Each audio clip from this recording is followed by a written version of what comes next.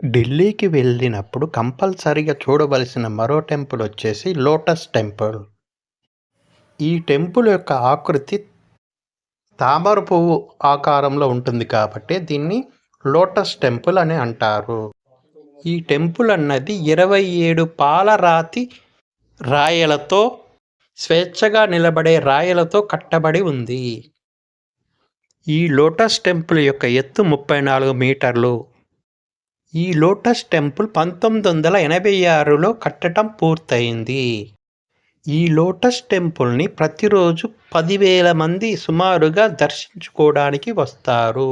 Baha'i విశ్వాసం ప్రకారం Baha'i ప్రార్థనా మందిరం అన్ని మతాల ప్రజలు ఒకచోట చేరడానికి, ప్రతిబింబించడానికి మరియు ఆరాధించడానికి ఒక స్థలంగా ఉండాలి.